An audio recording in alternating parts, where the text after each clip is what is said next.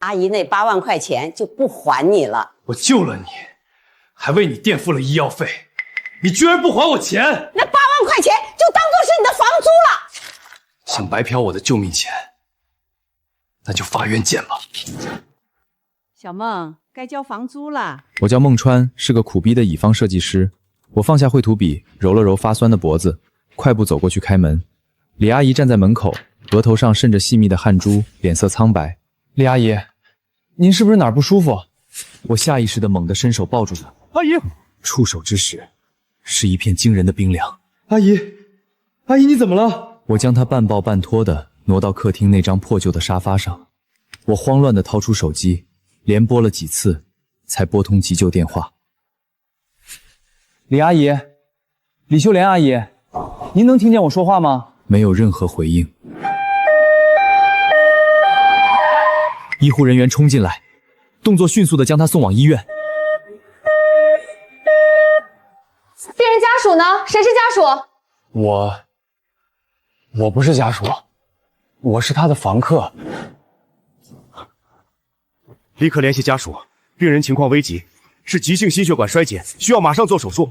你先去收费处预交8万押金。这个数字像一颗子弹，精准地击中了我的太阳穴。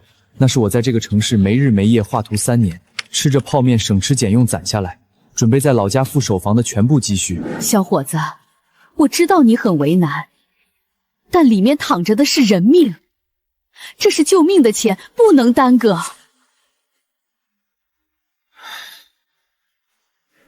这笔钱一旦交出去，意味着我未来几年的买房规划、结婚打算将全部泡汤。可是门后面躺着的是个活生生的人啊！我来签字，钱我去交。我在医院关系栏里一笔一画写下紧急联系人5个字。我转身走向缴费窗口，递交银行卡，刷卡，输入密码。当 POS 机吐入长长的签名单时，我感觉自己身体里的一部分灵魂也被抽走了。我手里死死捏着那张8万元的收据，无力地滑坐到地上。8万块掏空了我的一切，但更让我绝望的是，李阿姨的手机锁着，我根本联系不上她的家人。难道这笔钱我只能自己咽下去了吗？医院走廊里死一般的寂静，时间仿佛凝固了，只剩下墙上那个破旧时钟的秒针咔嗒咔嗒单调的声响，一下下敲击着我的神经。我强迫自己冷静下来，现在最要紧的是思考如何联系上李阿姨的家人。我突然想起来，她晕倒的时候，手机和钥匙包都落在了我出租屋的沙发上。我疯了一样跑回小区，冲进屋里，一把抓起她掉落的旧手提包，胡乱地翻找起来。包里的东西少得可怜，一副老花镜，还有一部款式老旧的智能手机。我按下电源键，手机屏幕亮了，但锁屏是图形密码，我手心冒汗，试了几个中老年人常见的图案，全都不对。系统提示如果再错2次就要被锁定。李阿姨住的这个老旧小区叫暖阳家园，我的手指在屏幕上试着画了一个圆圈加几条晃线线的太阳形状，屏幕竟然亮了，直接进入了主界面。我立刻点开通讯录，联系人寥寥无几，大多是王姐、修水管李师傅这类称呼，一看就不是亲属。我翻了好久，终于在底部看到一个备注名叫安兰的联系人，直觉告诉我这应该就是她的女儿。我毫不犹豫地拨通了电话，嘟嘟声响了很久，终于被接起了。喂，妈。你好，我不是你妈妈，我是你母亲的房客孟川，她刚才突然发病，现在已经在医院抢救了，情况很危急，需要马上手术。你是谁？我妈妈的手机怎么会在你这里？我尽量简洁明了地将李阿姨晕倒、救护车送医以及医生下达病危通知的情况飞速说了一遍。电话那头陷入了长久的沉默。我妈在哪家医院？哪个科室？我迅速报上了医院地址和抢救室的位置。我现在人在国外机场转机，我会立刻去改签最早的航班回国，但是最快也要20个小时才能到。医生怎么说？严重吗？医生说是急性心脑血管疾病，耽误不得，需要立即手术。手术同意书我已经代签了，手术的各项费用我也已经垫付了。你垫付了？情况紧急，救人要紧。谢谢你，医药费的事情还有我妈妈就先拜托你了。等我回国，这笔钱我一定1分不少的还你。结束通话，心里悬着的那块巨石总算落下了一半。我拖着沉重的步伐回到抢救室门外，手术室那盏刺眼的红灯依然亮着。我坐在冰冷的长椅上，熬过了漫长的一夜。手术是成功了，但这仅仅是开始。医生的一番话，直接把毫无准备的我推入了一个更加艰难的深渊。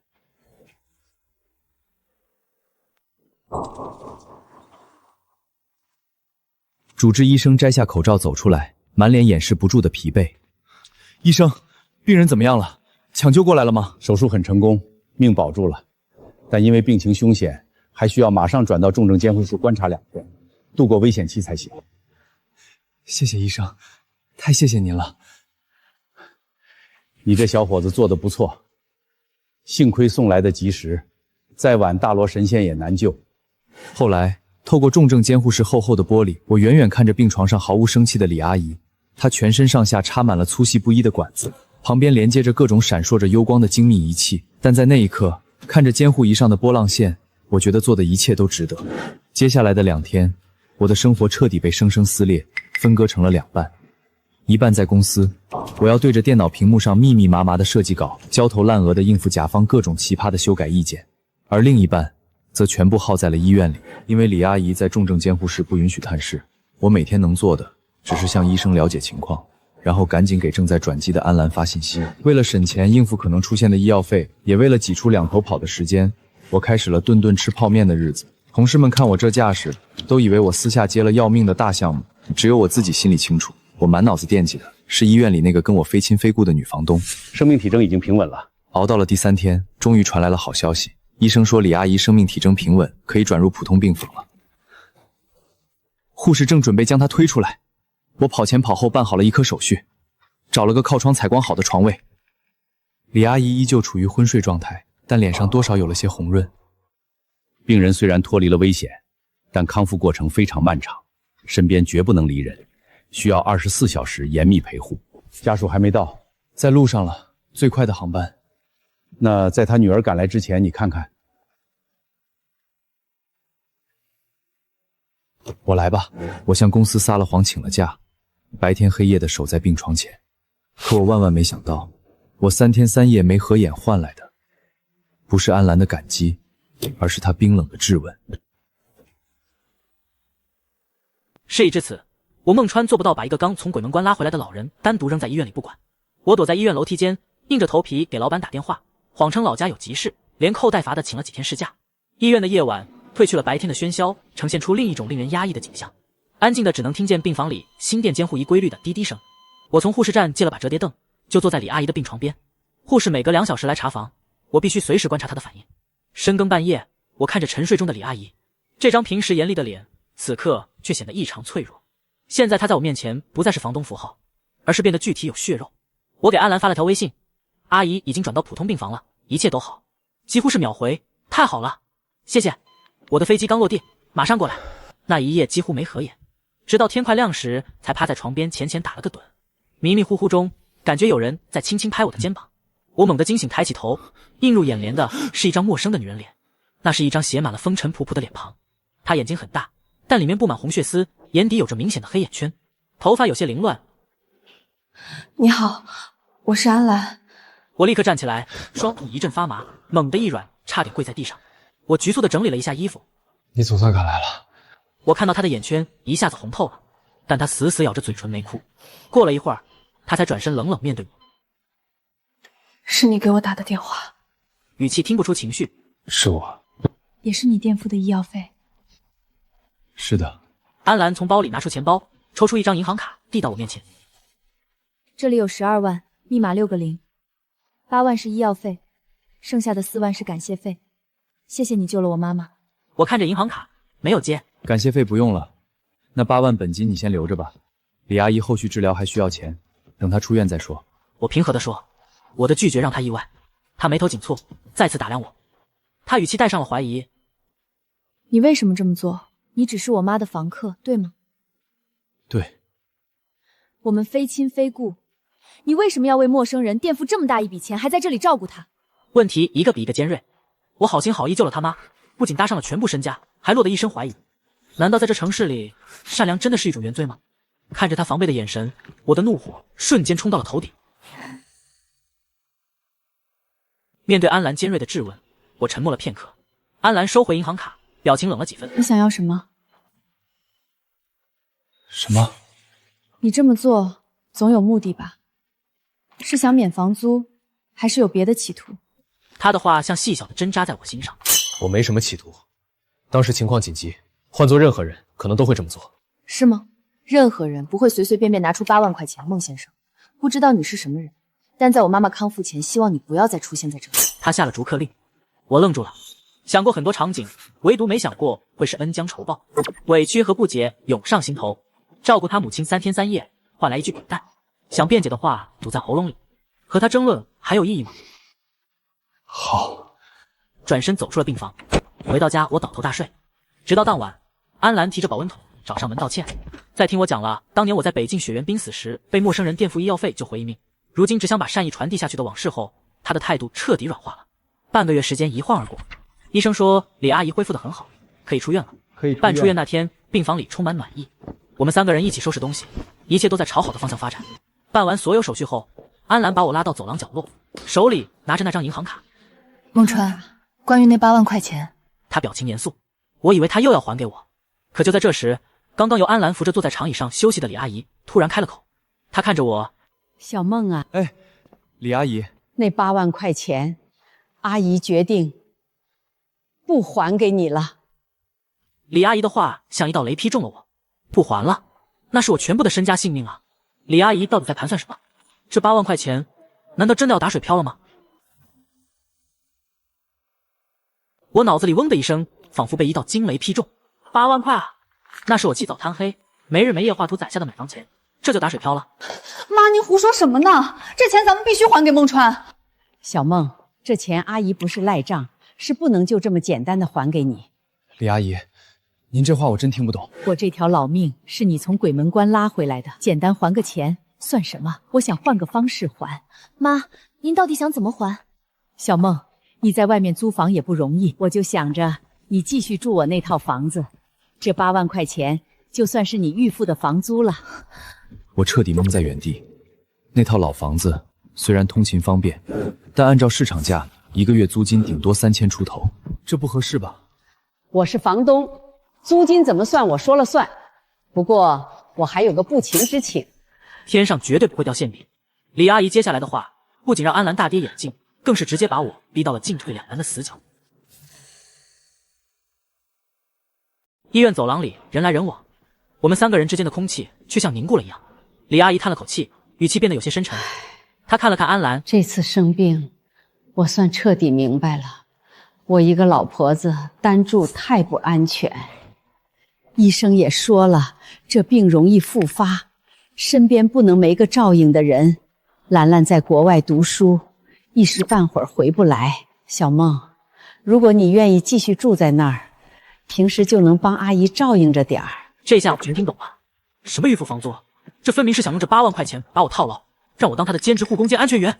安澜也惊呆了，张着嘴半天没说出话来，只是用极其复杂的眼神看着我。回到我那狗窝一样的出租屋，我整个人都是飘的。8万块不用立刻掏了，还能省下以后好几年的房租，这对我这个正在攒首付的穷光蛋来说，诱惑确实太大了。可代价呢？天下没有免费的午餐，我要承担起照顾一个有重病时老人的责任。这不是简单的帮忙拿个快递、修个水管，这是把半条命拴在了一起啊！万一再出点啥事，我担待得起吗？我躺在床上翻来覆去，脑袋快要炸开。第二天一大早，门被敲响了，我顶着2个巨大的黑眼圈拉开门，门外站着同样挂着黑眼圈的安澜。安澜进门后的第一句话就让我明白，这对母女已经被逼到了悬崖边上，而我这个毫无血缘关系的外人，竟成了他们唯一的救命稻草。安澜站在我那乱糟糟的客厅里，显得局促又疲惫。他的目光在我堆满设计稿的茶几上停留了1秒。我妈昨天的提议，你怎么想？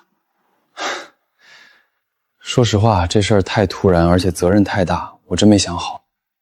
我知道这要求很过分。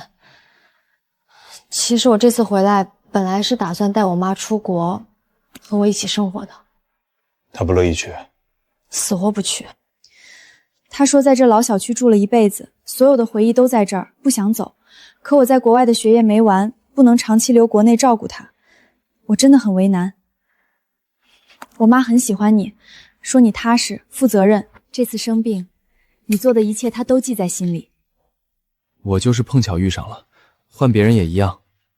在这个冷漠的城市里，不是谁都愿意拿8万块钱救陌生人的。如果你答应，我们可以签正式的协议，白纸黑字写清楚权利和义务。我也会每天视频查岗的。他的诚恳让我无法直接拒绝，我深吸了一口气。给我几天时间，我再慎重想想。好，不管你最后答不答应，我都谢谢你救了我妈。3天后，我买了一兜子水果，敲开了李阿姨家的门。我心里已经打好了一盘算盘，而这个决定将彻底改变我未来5年的生活轨迹。3天后，李阿姨出院回家，我提着水果登了门。客厅里多了一堆医疗器械和药物，时刻提醒着我，这个屋子里住着个刚做过大手术的病人。小梦，考虑的咋样了？李阿姨，我同意，但有些细节咱们得先说断，后不乱。你说，随便提。第一，咱们定个5年期限，这5年我免费住，承担照应您的责任。5年后，咱们看情况再决定续不后约。那5年后，如果我妈还需要长时间照顾呢？那我会按市场价交租金，继续住着帮忙。第二，我有全职工作，不可能24小时贴身陪护，我只能管买重物、突发急救这些事儿。这你放心，我会请个钟点工阿姨，每天来做饭打扫，你只要在关键时候帮帮手就行。最后，咱们找律师签正式的居住照顾协议。几天后，我们3个人在律师的见证下把字给签了。拿着那份沉甸甸的协议，我心里五味杂陈。我搬回了原来的房子，身份却从普通租客变成了带刀侍卫。安澜一走，我和李阿姨同处一个屋檐下，一种诡异又温馨的化学反应开始了。搬回原先那套老房子，风景没变，但我成了李阿姨名副其实的邻居兼看护。安澜安顿好他妈后，回国外继续深造。临走前请我吃了顿饭，把老太太郑重其事地托付给了我。起初我和李阿姨都挺客气拘谨，我下班顺路买袋大米扛上去，晚上敲门问问她有没有不舒服，完全是公事公办的态度。直到有一天，我因为甲方作妖，熬到半夜才回家。路过对门，发现李阿姨家门缝还透着光，我刚敲了一下，门就开了。小梦啊，怎么这么晚才回来？饿坏了吧？锅里汤还热着，我给你下碗面条去。在这个钢筋水泥的冷漠城市里，我已经很久没体会过有人等我们，关心我吃没吃饭了。吃着那碗热腾腾的面，我眼眶有点发酸。从那以后，界限彻底模糊了。他便招法做饭叫我过去吃，我也不客气，买菜买肉就往他冰箱里塞。周末我陪他去公园散步，碰见几个熟门熟路的老邻居。哟，老李，这小伙子谁呀？这是我干儿子小梦。一句干儿子，把我俩的命运彻底绑在了这座城市的烟火气里。但我怎么也没想到，1年后安澜回国，李阿姨竟然掏出了一个让我头皮发麻的神秘盒子。半年一晃眼就过去了，我和李秀莲阿姨的关系早就跨过了房东和租客那条线，真处成了一家人。有个周末，安澜打来跨洋视频，看着屏幕里他们母女俩聊得热火朝天，我在旁边削苹果，心里也暖烘烘的。挂了视频，李阿姨突然转过头，一双浑浊却精明的眼睛。小梦，你最近是不是遇上过不去的坎儿了？我切苹果的手一顿。最近公司甲方确实在发大病，天天逼着我改图，但我回家一直强颜欢笑瞒着。老太太眼睛太毒了，我真的觉得自己快要撑不下去了。工作再拼，也别拿命换啊。从那天起，只要我加班，不管夜里几点回来，对门客厅里总亮着一盏暖黄色的灯，锅里永远温着一碗排骨汤。说实话，这种在这座钢筋水泥森林里被人牵挂的感觉很甜，但也让人觉得沉甸甸的。一天深夜，我带着满身疲惫推开门，却看到了让我心脏骤停的一幕。李阿姨靠在沙发上，毫无生气。难道悲剧又要重演了？又是一个熬大夜的周五，项目终于顺利交付。我心情大好，特意绕远路去买了李阿姨最爱吃的老字号绿豆糕。掏钥匙开门，却发现客厅的电视还在咿咿呀呀地唱着戏曲。李阿姨靠在沙发上，双眼紧闭，一动。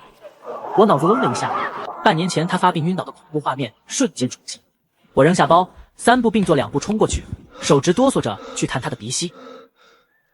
她突然睁开眼，小梦回来了，饿不饿？我长长出了一口气，我把绿豆糕递过去。小梦，下周末是我生日，兰兰说要飞回来，阿姨想请几个老街棚在家里热闹一下，你能帮我当个主事儿的，张罗张罗吗？看着她那副生怕我嫌麻烦的模样，我毫不犹豫地点了头。生日宴办得很顺利，可就在邻居们走后，安澜突然把我拉进房间，脸色异常严肃地反锁了门。生日宴当天，小小的屋子里挤满了老街坊，欢声笑语没断过，大家都夸李阿姨好福气，有我这么个孝顺的干儿子。宴席散后，房间里只剩我和安澜，气氛突然变得有些严肃。安澜深吸了一口气，孟川，我的博士快毕业了，我决定彻底回国发展。但我心里却咯噔一下狂跳，他回来了，肯定要接手照顾他妈的责任。那我这个因为一纸协议住进来的外人，是不是该卷铺盖走人了？我强压下心里的失落，装作潇洒，挺好的。挺好的。要是咱们那个5年协约需要提前结束，我完全理解。这2天我就找房子。我妈早离不开你了，就算我回来，这里也永远是你的家。他直勾勾盯着我。虽然安澜给了我定心丸，但1年后他真正回国入职大学的那天，李阿姨却突然掏出了那个彻底改变我人生的盒子。时间这东西，说慢也快。1年后，安澜顺利毕业回国，在本地大学当了副教授。李阿姨天天乐得合不拢嘴，腰板都挺直了不少。周末，安澜带我们去郊外参观一座她负责指导修复的古寺。阳光穿过参天古树的树叶，碎金子似的洒在青石板上。走到一棵百年银杏树下，李阿姨突然停下脚步，把安澜支去买水，把我叫到树荫底下。小梦，还记得咱们当年签的那份协议吗？记得啊，5年免费住。现在兰兰回来了，你其实不用再受那份协议的委屈了。说着，他像变戏法一样，从贴身的里怀口袋里掏出了一个极其精致的雕花小木盒，郑重其事，不容拒绝地塞进我手里。我捧着那个沉甸甸的木盒子，心里直打鼓。吧嗒一声打开，里面静静躺着的2样东西，直接把我震得头皮发麻，半天说不出一句话来。盒子里静静躺着一把带着古铜色钥匙扣的老门匙，还有一张崭新的银行卡。您这是干什么？这卡里是你当年救我命垫的8万块，一分不少，现在物归原主。至于这把钥匙，我和兰兰商量好了，要把现在住的这套房子直接过户到你名下。轰！我脑子瞬间炸开了，这套房少说也值大几10万了。不行，这太贵重了，我绝对不能要。我拼命把盒子往回推。孟川，收下吧，这是你应得的。看着这对母女真诚的眼神，我的眼泪终于忍不住砸了下来。我不仅拿回了钱，还在这座城市有了一个真正的家。就在我含泪收下这份天大恩情，以为人生即将开启简单幸福的新篇章时，一个西装革履、面容冷峻的男人突然找上门来。古寺祈福后的第2天，我和安澜正陪着李阿姨在客厅看电视，享受着久违的平静。突然，防盗门被敲得震天响，连墙皮都在往下掉。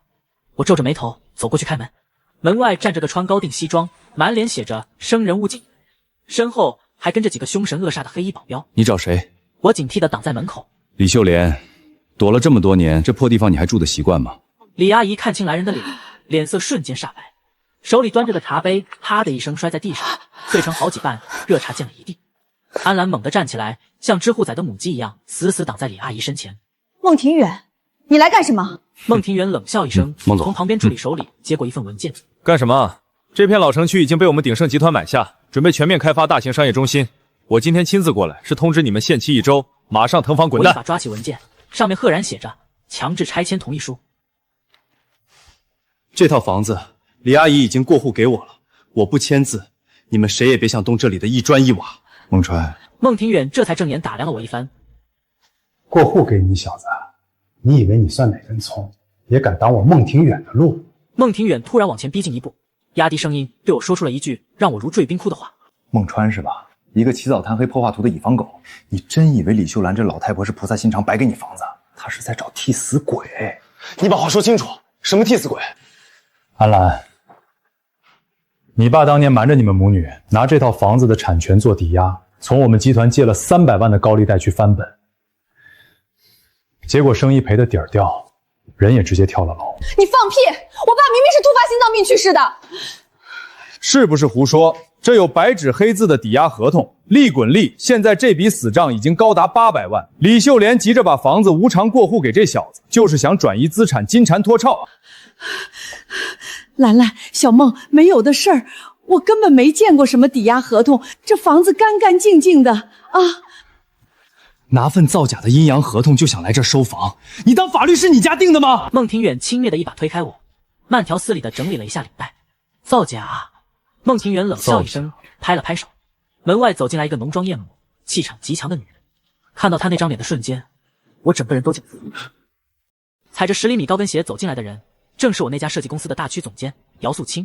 那个平时在公司里对我们呼来喝去，掌握着我生杀大权的铁娘子，此刻却像只温顺的猫，恭恭敬敬地站在孟庭远身边，低头喊了一声：“孟总。”我脑子里一阵眩晕，简直不敢相信自己的眼睛。我们那家在业内小有名气的设计公司，竟然早就被鼎盛集团暗中收购了。姚素清转头看向我，眼神里满是居高临下的轻蔑。孟川，平时看你老老实实加班画图，没想到私底下胆子这么大，还想学人家当钉子户讹钱啊？姚总，这房子有正规产权，他们拿假合同强拆是违法的。姚素清冷哼一声，直接从他那昂贵的爱马仕包里掏出一份辞退通知书，狠狠甩在我脸上。从现在起，你被公司正式开除了，而且公司查出你在重点项目里私自挪用保密设计素材，涉嫌侵犯商业机密，相关部门已经正式起诉你。你不仅要在整个行业内被彻底封杀，下半辈子还要背上巨额赔偿，在局子里度过。纸张锋利的边缘划过我的脸颊，渗出一丝血珠。我看着掉在地上的辞退信，感觉五雷轰顶。他们为了逼我们搬走，竟然直接出手断了我的生路，甚至想用莫须有的罪名送我进监狱。安澜气得浑身发抖，抓起角落里的扫把就往外赶人。滚！你们这群血鬼，都给我滚出去！孟庭远和姚素清虽然被赶了出去，但临走前孟庭远留下了一句话，像个定时炸弹一样扔进了客厅。而李阿姨听完这句话，竟然两眼一翻，直挺挺地倒了下去。限你们3天之内卷铺盖滚蛋，不搬，我保证你孟川这辈子都在耗子里踩缝纫机。还有安澜这小丫头刚拿到手的大学教职，我也能动动手指头给她彻底搅黄了。孟庭远嚣张的笑声在破旧的楼道里回荡，就是这句毒蛇般的话，让本来心脏就不好的李阿姨急火攻心，当场晕厥了过去。一阵兵荒马乱后，我和安澜赶紧把李阿姨送去急诊。好在抢救及时，没出大事，但医生下了死命令，病人绝对不能再受任何精神刺激。安澜坐在病床边守着母亲，眼睛哭得又红又肿，肩膀止不住的颤抖。我一个人走到医院天台，点了一根烟。夜风很冷，吹得我浑身冰凉。丢了工作，背上即将倾家荡产的官司，还要连累安澜丢掉饭碗。面对孟庭远这种手眼通天的资本巨鳄，我一个无权无势的底层打工人，拿什么跟他斗？难道真的要把这套房子双手奉上？可是凭什么？那是李阿姨一辈子的念想，是安澜的家，也是我在这个城市里唯一感受到温暖的地方。一支烟抽到烫手，我把烟头狠狠碾灭在脚底。孟庭远，那我就算扒了你一层皮，也绝不让你好过。我拿出手机，翻到一个隐藏号码，拨通了那个这3年来我死都不愿意打的电话。电话响了3声被接起，那头传来一个苍老却极具威压感的声音：想通了，愿意低头了。我咬紧牙关，提出了一个要求，而这个要求将彻底掀翻孟庭远的棋局。帮我查一下鼎盛集团孟庭远的所有底子，特别是他们在这个老城区商业开发项目里到底有多少见不得光的违规操作，越快越好。就为了一个没有半点血缘关系的老太婆，你终于肯动用家族的资源了。孟川，你这离家出走3年装穷小子的戏码到底还没演够？没错，我孟川根本不是什么普普通通的底层画图狗，我的真实身份是北方最大财阀家族的唯一继承人。3年前，为了逃避家族联姻和压抑的商业控制，我选择净身出户，隐姓埋名跑到这座城市，从最底层做起。废话少说，你帮不帮？帮可以，但这事儿平息之后，你得乖乖给我滚回来接手集团。成交。我毫不犹豫地挂断了电话。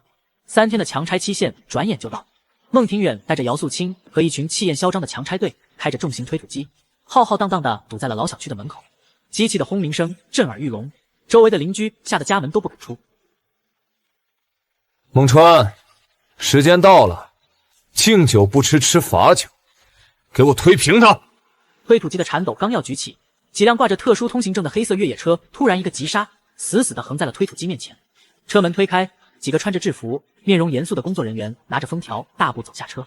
孟庭远脸上的嚣张瞬间凝固了，当他看清带头那人的脸时，更是吓得双腿一软，差点从车上滚下来。带头的公职人员面沉似水，径直走到惊呆的孟庭远面前，抖开手里的一份红头文件。孟庭远，你涉嫌非法集资、伪造商业合同以及暴力催烧，鼎盛集团的所有账户已被全面冻结，现在依法对你进行传唤。孟庭远脸色瞬间惨白，像被抽了几两骨一样瘫在劳斯莱斯车门上。他猛地转头，像看怪物一样死死盯着我。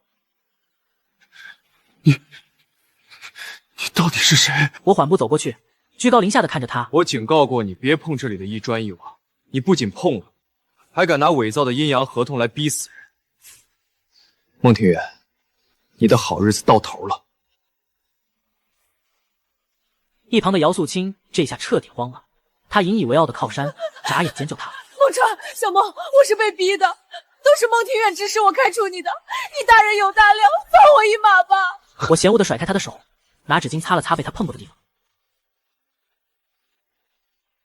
姚总，你昨天甩我辞退信的时候可不是这副嘴脸。商业机密，法院见吧。眼看几个制服人员上前要给孟庭远戴上手铐，他突然像疯狗一样剧烈挣扎起来，冲着我声嘶力竭地吼出了一句让我和安澜都毛骨悚然的话：孟川，你别得意的太早！你以为安澜他爸那800万真的是我凭空捏造的吗？我不过是个办事的，真正想要他命、想要这块地的是你们孟家的人！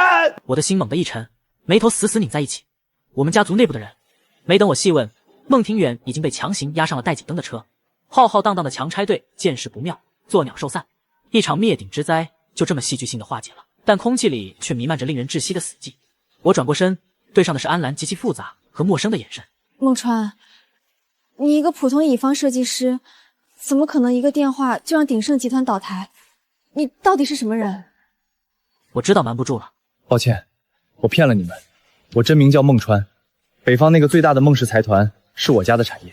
3年前我不满家族控制跑出来，一直隐姓埋名。安澜后退了一步，满脸震惊。还没等我解释清楚，一辆挂着特殊牌照的黑色迈巴赫悄无声息地停在小区门口。车上走下来一个穿着燕尾服的老管家，他接下来说的话直接把安澜推向了风口浪尖。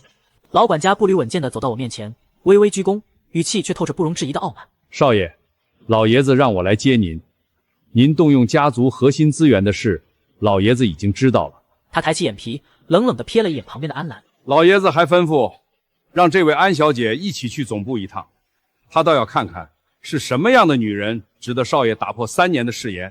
安澜的脸色瞬间变了。李秀莲阿姨虽然刚缓过劲来，但眼底满是担忧，紧紧攥着安澜的手。李阿姨，您放心，有我在，谁也动不了安澜一根头发。我安抚好李秀莲，转头冷冷盯着管家。我自己的事，我自己会处理，不用连累别人。少爷，孟庭远刚才喊的话你也听到了。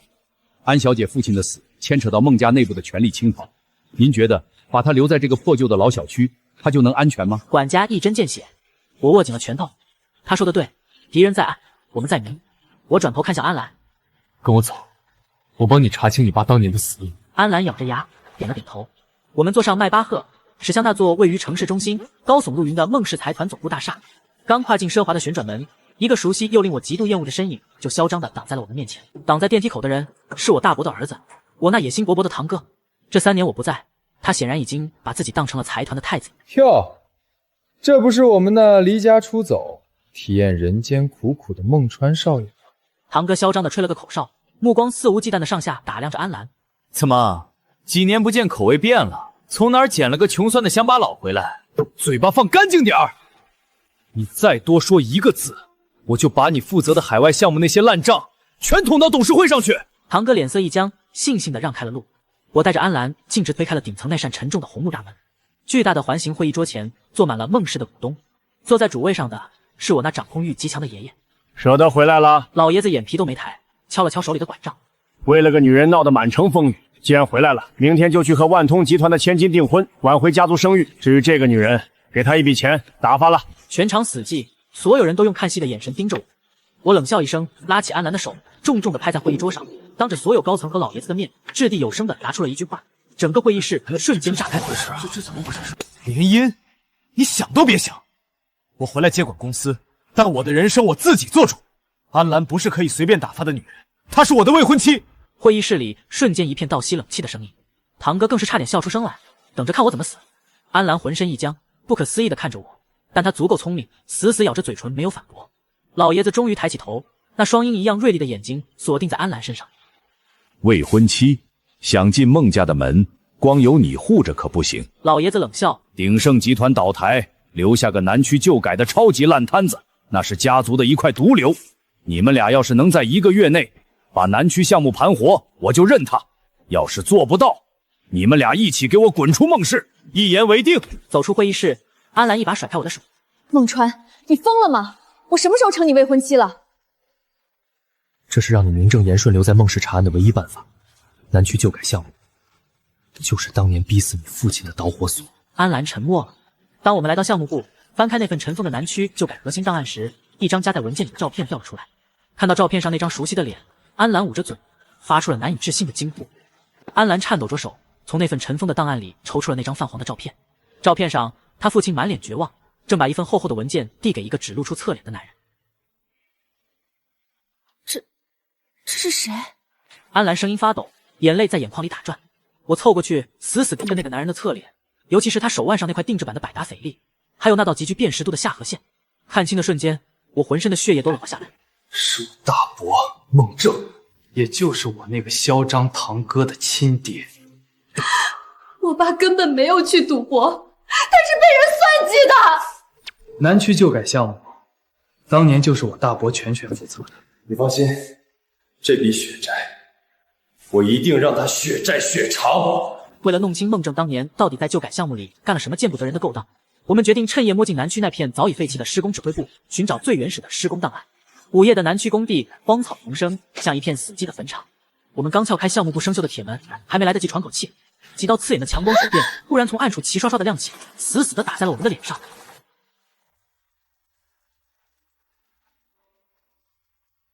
哟，大半夜的，还有野鸳鸯来这鬼地方寻幽探胜啊！一个光头拎着一根钢管，带着10几个混混从阴影里围了上来，如死退伍。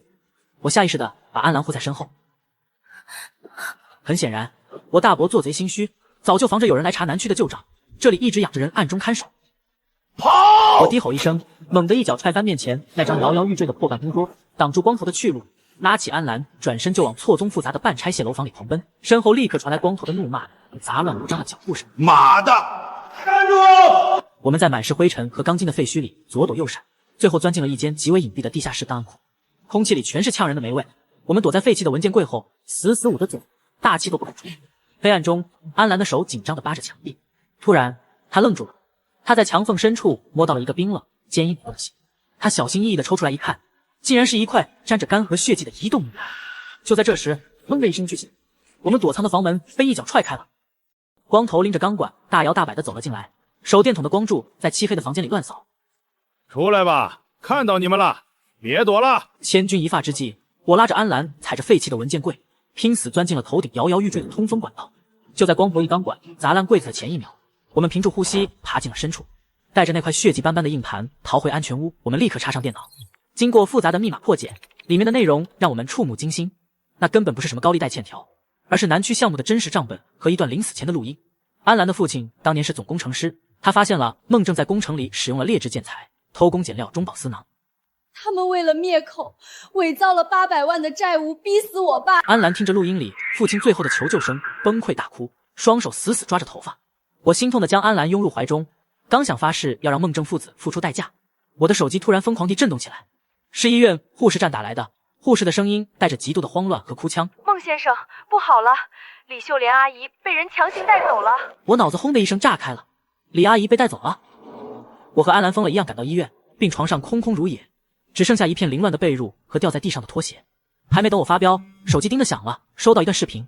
视频里，我那嚣张的堂哥孟浩坐在一个废弃车厂的破沙发上。孟川，我的好弟弟，听底下的兄弟说你在南区工地拿了点不该拿的东西，给你1个小时，带着那块硬盘一个人来西郊废弃车厂，敢报警或者带安澜来，我就送这老太婆下去见阎王。视频挂断，安澜死死抓着我的胳膊，哭得快要晕厥。孟川，救救我妈！求求你救救我妈！我看着手里那块足以扳倒我大伯、洗清冤屈的致命证据，陷入了死局。这硬盘一旦交出去，我们全盘皆输。安澜，你信我，李阿姨我一定平安带回来。我用电脑快速复制了一份硬盘资料，加上了极其复杂的乱码加密程序，然后把原盘藏在了安全屋的暗格里。我把安澜托付给我最信任的老管家，单枪匹马杀向了西郊废弃车厂。车厂里，孟浩抽着雪茄，周围站着20几个膀大腰圆的保镖，将我团团围住。东西呢？孟浩踩灭烟头，眼神里透着贪婪。我把复制的硬盘扔在地上，先放人。孟浩捡起硬盘，插在随身带的电脑上扫了一眼，确认里面是工程文件后，却突然狂笑起来。他转头看向被绑在深井边缘的李阿姨，眼中闪过一丝狠毒。孟川啊，孟川，你真以为我会留活口？老太婆，还有你这个家族继承人，今天都得死在这儿。孟家的产业只能是我一个人的。孟浩一声令下，10几个保镖挥舞着棍子朝我扑来。就在这时，紧闭的仓库铁门外突然传来一阵震天动地的引擎轰鸣声，废弃车厂那2扇生锈的铁门被一辆全副武装的黑色越野车硬生生撞开。老管家亲自猛打方向盘，越野车一个急刹横在中间，直接逼退了孟浩手下那些试图围上来的非法安保人员。千钧一发之际，我像猎豹一样猛扑出去，凭借着这几年在工地练就的爆发力，一脚踹翻了那个试图推走轮椅的安保，死死护在了李秀莲阿姨的身前。越野车上冲下来10几个孟家训练有素的正规保镖，3下5除2就把孟浩的人手全部控制住，按死在地上动弹不得。孟浩被2个保镖死死反解的双臂压在办公桌上，脸贴着冰冷的桌面，但他不但不害怕，反而歇斯底里的狂笑起来。孟川，你以为你赢了吗？孟浩费力的转过头，双眼充血，死死盯着掉在地上的那块硬盘。看看电脑屏幕吧，就算我死，整个孟家也要给我陪葬。我心头一紧，我猛地转头看向电脑屏幕，原本复制文件的进度条突然变成了一串血红色的倒计时。那根本不是什么普通文件，而是一个正在疯狂入侵孟氏财团总服务器的毁灭级病毒。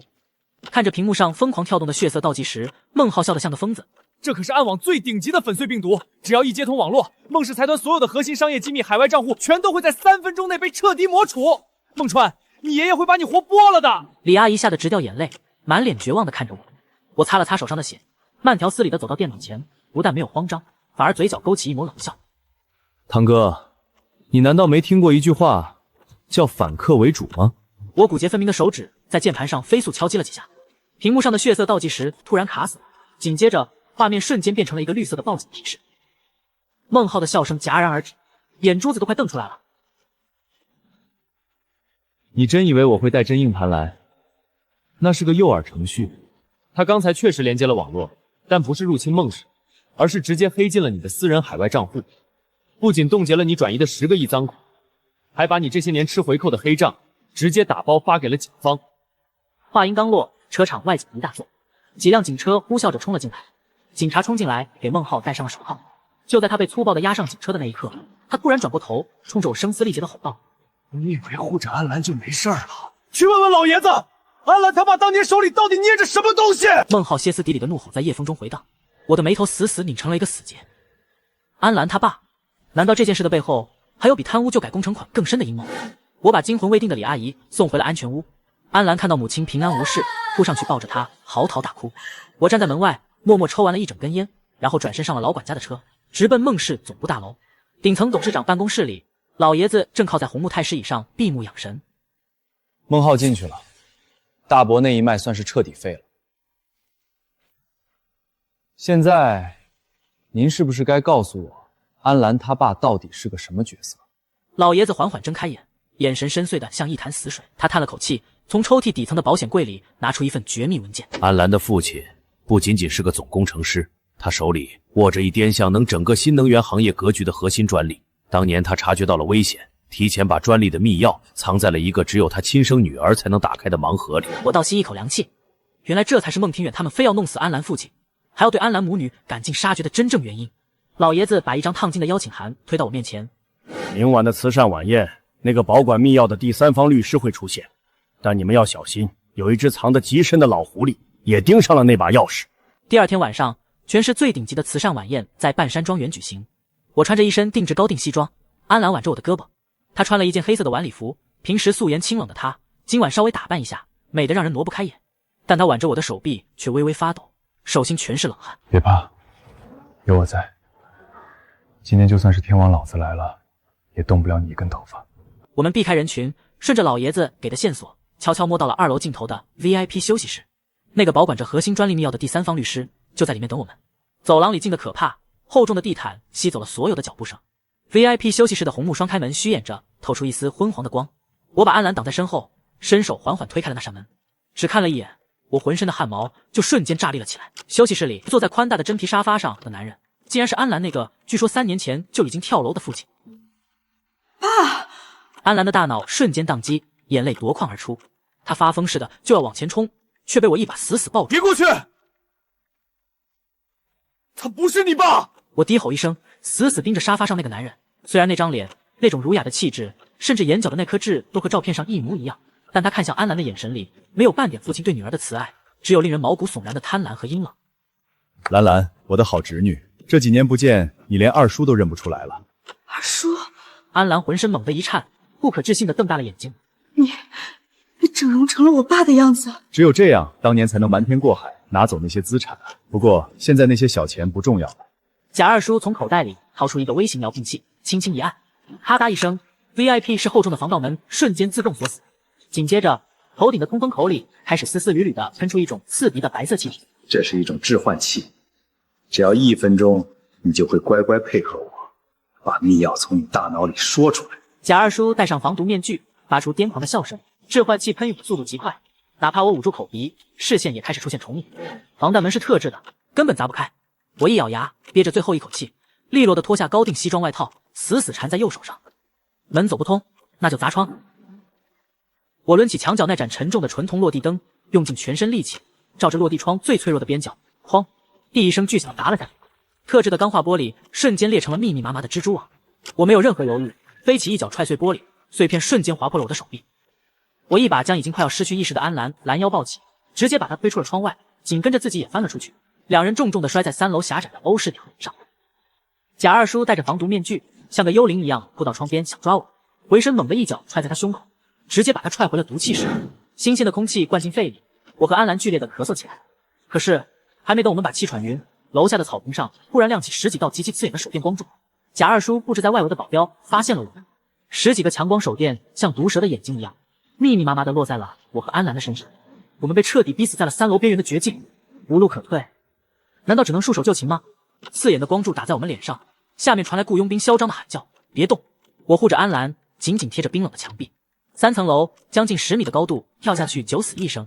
但我低头看了一眼，正下方是一片泛着幽蓝波光的区域，那是庄园的露天无边泳池，这是我们唯一的生路。安澜，听我说，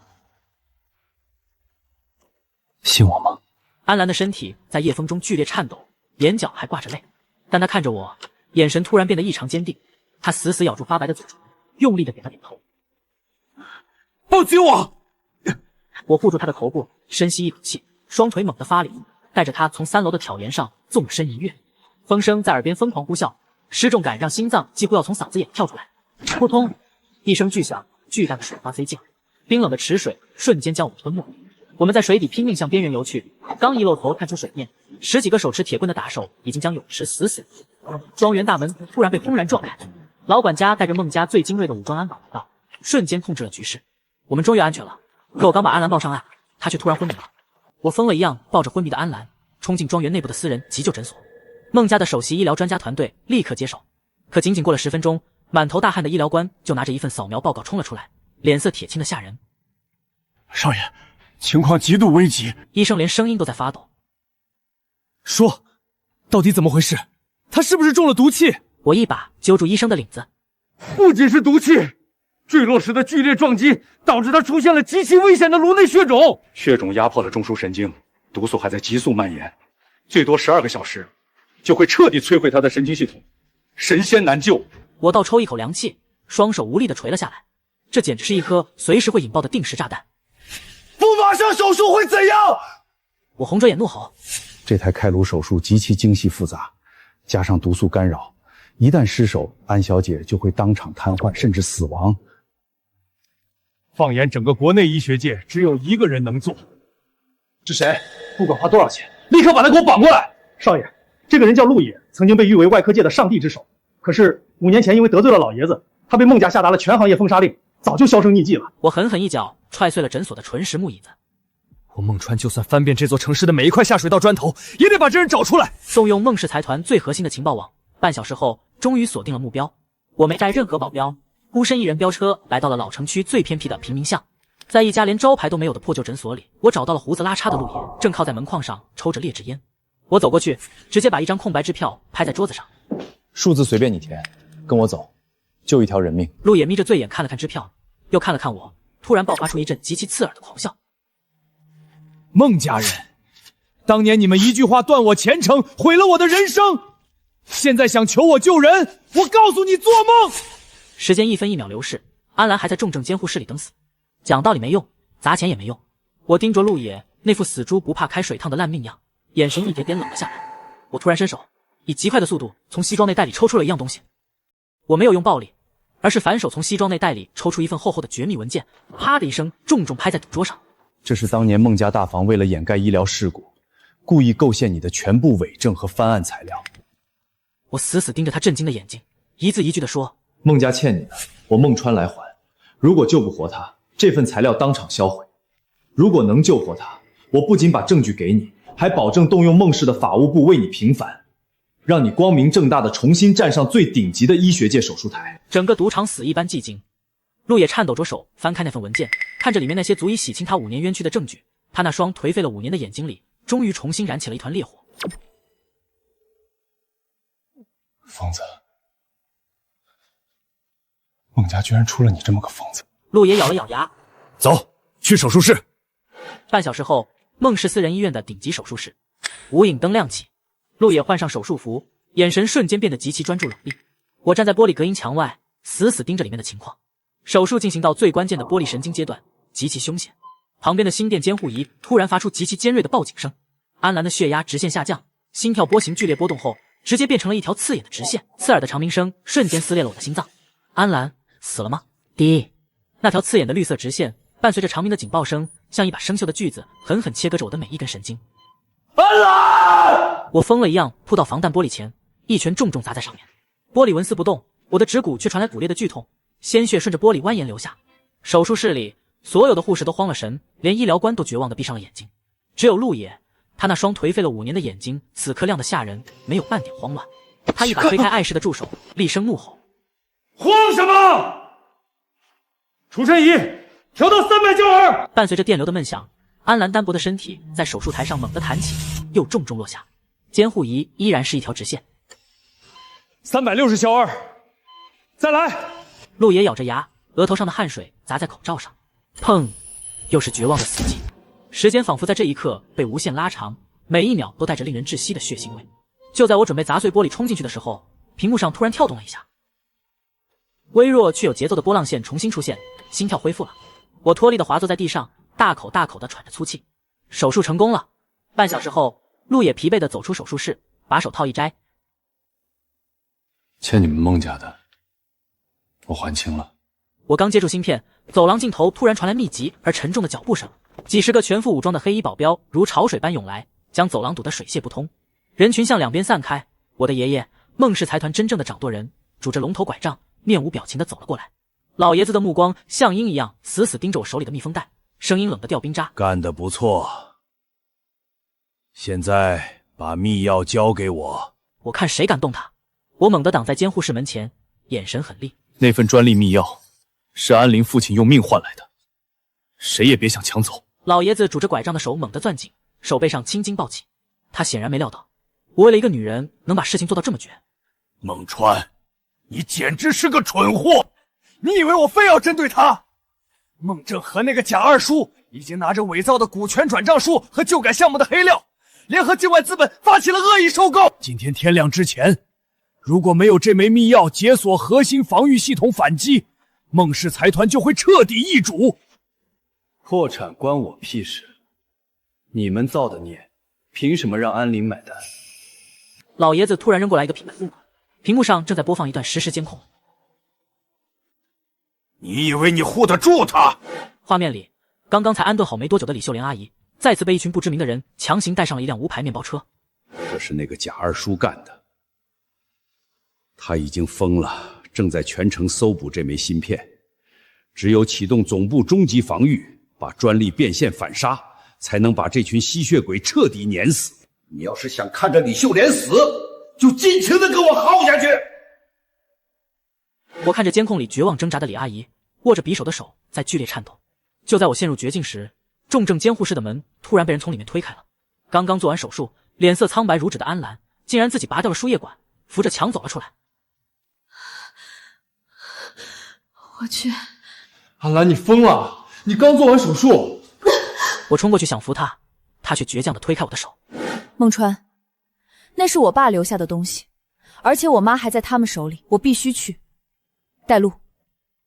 凌晨3点，孟氏财团总部大楼地下100米的终极服务器机房，这里冷得像个冰窖，周围全是一排排闪烁着幽光的超级服务器。安澜颤抖着手摘下了他脖子上那个从不离身的定制金属吊坠。谁也没想到，他父亲当年把微型密钥芯片完美的伪装成了这个不起眼的挂件。老爷子身后的技术主管接过芯片，小心翼翼地插入了主控台的识别槽中。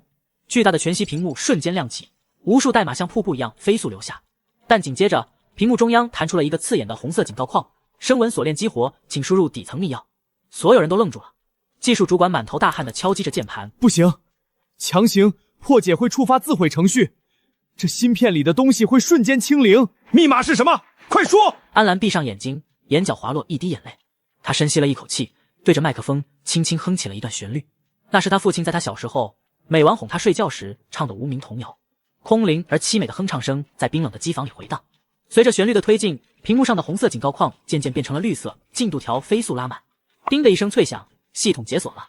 所有人都屏住呼吸，等待着那份价值连城的核心专利图纸显现。可是屏幕中央弹出的根本不是什么技术文件，而是一段极其清晰的隐藏监控视频。当视频里的画面播放出来时，整个机房陷入了死一般的寂静。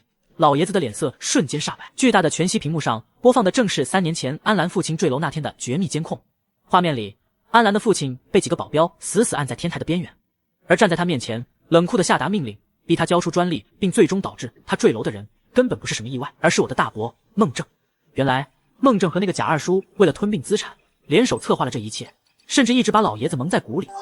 原来是他。安澜浑身发抖，指甲深深掐进肉里，双眼充血。老爷子看到这一幕，气得浑身发抖，心脏病突发痛苦地捂住了胸口。他这才知道自己被亲儿子骗了这么多年。而一直潜伏在机房外的孟正的心腹保镖们见当年的丑事彻底败露，立刻凶神恶煞地冲了进来，企图强行抢夺芯片并销毁证据。把电源给我切了，把芯片抢过来！几十个叛变的保镖瞬间抽出随身的防爆棍，凶神恶煞地围拢过来。晚了。我冷笑一声，从口袋里掏出一个微型信号发射器。刚才那段视频解锁的瞬间，我已经通过我的私人卫星链线把它同步直播给了市局的重案组。叛变保镖头目面目狰狞，猛地按下了机房的紧急封闭锁，厚重的钛合金大门瞬间轰的一声死死锁住。紧急封锁已启动，侦测到火情。机械的电子音在封闭的机房里冰冷的回荡，浓烟开始顺着门缝渗透进来。保镖们在门外疯狂砸击主控台，企图切断数据传输。想烧死我们？做梦！我孟川可是干了3年苦逼的乙方设计师，对各种建筑图纸的结构敏感度早就刻进了骨子里。我一把拉住安澜，抬头快速扫视着天花板上密密麻麻的管线。这里是中级机房，按照消防最高标准，绝对有一条直通地面的独立排烟通道。我锁定了一个极其隐蔽的检修口，踩着滚烫的服务器机柜爬了上去，后转身把虚弱的安澜用力拖了上去。爬，千万别回头！火势蔓延的极快，我猛地一蹬机柜，整个人窜进了排烟通道。就在我顺着狭窄漆黑的通道爬出地面通风口，重重摔在孟氏大厦后巷的瞬间，刺耳的警笛声从4面8方包围了大厦。无数特警荷枪实弹地冲了进去，将孟正的残党一网打尽。一切都结束了。庞大的孟氏商业帝国内部的毒瘤，在这个夜晚被彻底连根拔起。我大口喘着粗气，转头想去抱安澜，可是空空如也。刚才还紧紧跟在我身后的安澜竟然不见了。后巷里只剩下他掉落的一只沾满灰尘的病号鞋，还有地上用一块碎砖头在墙上用力画出的触目惊心的一行字。我疯了一样扑到地上，借着昏暗的路灯，死死盯着墙上那行触目惊心的血字。二叔带走了我妈，去了南区就改废墟。孟川，别跟来，这是我爸造的孽，我去还。安澜刚做完极其凶险的中枢神经手术，连站都站不稳，他一个人去废墟，简直就是去送死。该死！我狠狠一拳砸在墙上，顾不上自己还在流血的肩膀，冲到街边，一把拽下一个正看热闹的骑手，甩下一沓现金，直接抢过了他的重型机车。引擎发出震耳欲聋的咆哮，我像一道黑色的闪电，在凌晨空旷的街道上狂飙。南区就改废墟，那是这所有罪恶开始的地方，也是最后清算的修罗场。冷风像刀子一样刮着我的脸，我脑子里全是在泳池里安澜那个绝望又坚定的眼神。我孟川这辈子从来没真正想保护过什么人，但今晚谁敢动安澜母女，我就要谁的命。10分钟后，机车一个惨烈的甩尾，轮胎在地上摩擦出刺鼻的焦焦味，停在南区废弃的烂尾地。我刚一脚踹开生锈的铁皮大门，就看到让我目眦欲裂的一幕：安澜和李秀莲阿姨被死死绑在承重柱上。孟川，你还真是不怕死啊！为了个女人连命都不要了。贾二叔笑得像个精神病。孟川，你走啊！你个疯子们！闭嘴！二叔，老爷子已经被抓了，你就算烧了这里也跑不掉。不如我们谈笔交易，我手里还有孟氏在海外的隐秘账户，几十个亿，换他们2条命。账户密码给我。没问题，密码就在我手机里。我装作去掏手机，脚步却猛地向前一踏。就在他注意力被手机吸引的0.1秒，我像一头发疯的黑豹，爆发出全部力量，直接扑了过去。贾二叔反应极快，按下打火机的同时，顺手从废墟里抄起一根生锈的尖锐钢管。安澜撕心裂肺的尖叫声在空旷的废墟里凄厉的回荡。我闷哼一声，巨大的冲击力让我险些跪倒，一阵几乎骨裂的剧痛瞬间传遍全身。但我咬紧牙关，带着一身冷汗，像座山一样重重的将贾二叔扑倒在地。那个打火机啪的掉在远处的积水里，彻底熄灭。我死死掐住他的手腕，沾满灰土的拳头砸在他的脸上，直到他彻底失去抵抗能力，钢管也茫茫落地。就在这时，废墟外警笛轰鸣，无数特警破窗而入，强光手电瞬间照亮了整个烂尾楼。贾二叔被特警死死按在地上，绝望的嘶吼。他销毁证据，企图灭口的疯狂计划彻底落空了。我强撑着扯断绑着安澜和李阿姨的绳子，安澜扑进我怀里，哭得像个泪人。我摸了摸她冰凉的头发，没事了，都结束了。紧绷了3天的神经终于彻底断了，眼前一黑，陷入了无尽的黑暗。等我再次睁开眼睛，已经是半个月后。病床前没有安澜，也没有李阿姨，只有一份已经盖满公章，足以让我瞬间成为首富的孟氏财产继承书。难道这一切落幕后，他们反而离开我了吗？少爷，老爷子进去了，大波一脉也彻底清算。孟氏虽然缩水，但底子还在。现在您是唯一合法的继承人，这是财产继承书，您看一下。我看着那份能让我一夜之间呼风唤雨的文件，脑海里却全是这几天经历的血雨腥风，还有那套8万块钱当房租的老破小。把字签了，把安澜父亲的专利无偿上交国家。至于孟氏剩下的产业，全部变现，成立一个医疗救助基金，捐了吧。少爷，您这是要彻底净身出户啊！我从来就不稀罕什么孟家大少爷的身份，这钱太脏，我先烫手。夕阳西下，我独自一人坐着摇晃的公交车，回到了那个破旧却充满生活气息的老小区。站在熟悉的防盗门前，我深吸了一口气，心跳莫名的加快。我手心里全是汗，颤抖着掏出那把古铜色的旧钥匙，插进锁孔，咔嗒一声推开门。屋里没有我预想的空荡和死寂，一股极其浓烈的让人瞬间想哭的香气直接扑面而来。